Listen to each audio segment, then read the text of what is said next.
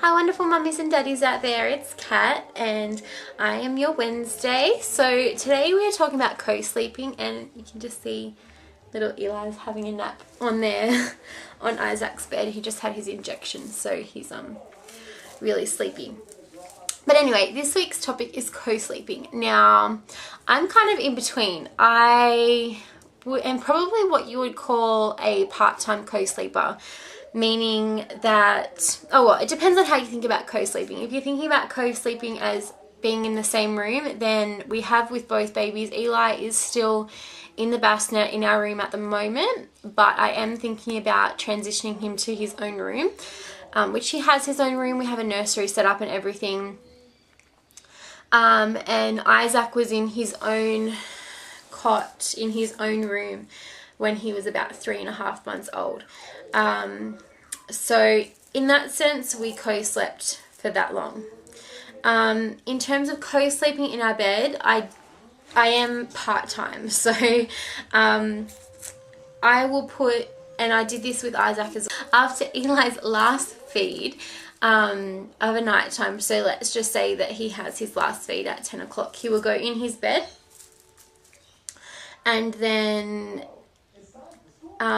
let's just say he wakes up at 4 o'clock in the morning. I will generally bring him into our bed at about 4 o'clock, or whenever he wakes up for his feed.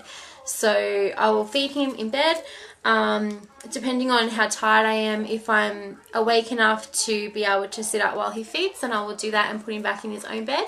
Or if I'm tired, I will just have him sleep. I will sleep while he feeds, and then obviously switch sides and go from there. So my reason for doing that is I'm all about convenience, and sometimes it is just easier to co-sleep. Obviously, if you're doing it safely.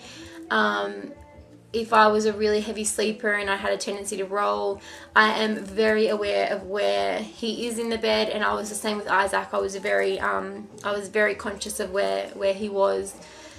You know, if he was moving around, or if he was awake, I would know if he was awake, or if I would know if he was asleep. So, and my husband isn't, you know, he's a slightly heavy sleeper, but he doesn't roll around very much and kind of just stays over his side of the bed.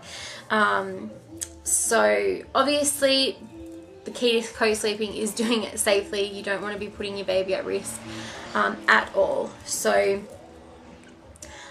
pretty much I'm happy with the way that we do it. For me and my husband, co-sleeping full-time with the baby in our bed was just not an option.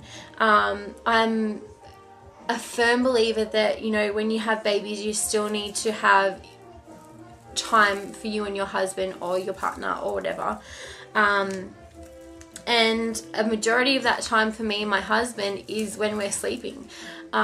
So for us, it was really important that our babies have their own space, they have their own bed, they even, you know, with the bassinet in our room, that they know that that's where they sleep.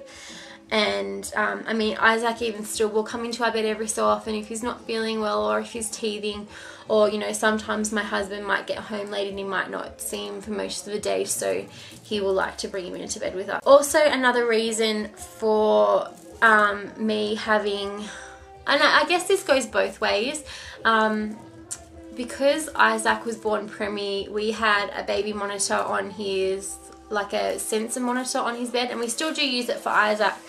But for me, in those first few months of having not only a newborn but a preemie newborn, having him in the bassinet with the monitor on him was just such a huge weight lifted off my shoulders, not having to, you know, worry if anything had happened to him during the night, that monitor was on him and I knew that everything was okay.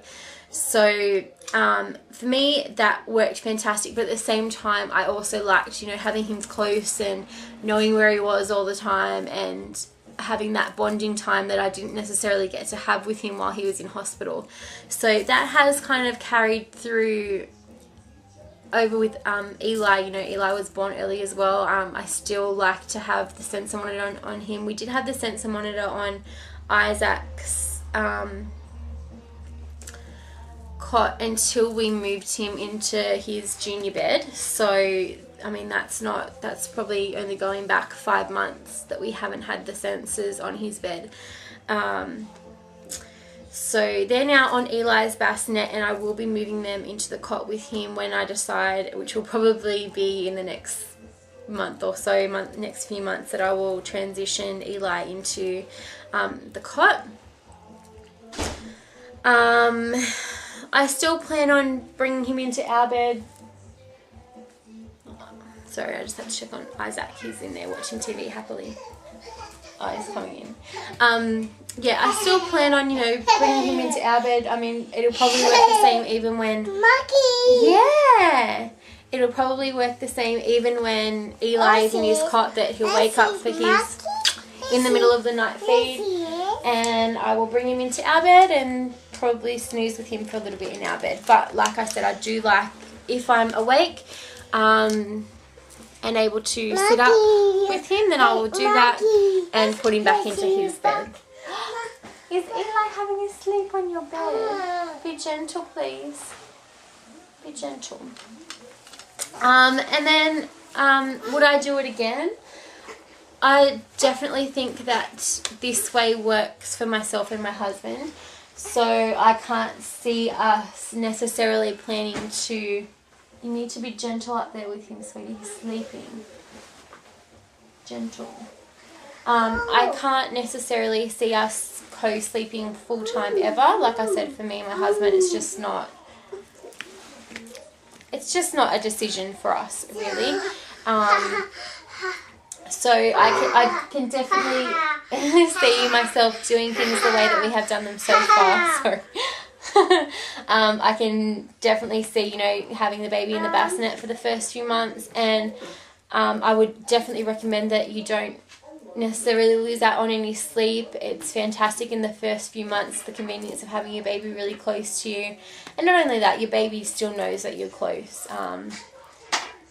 So yeah, that's my thoughts on co-sleeping. If you have any questions for me, please feel free to leave them below.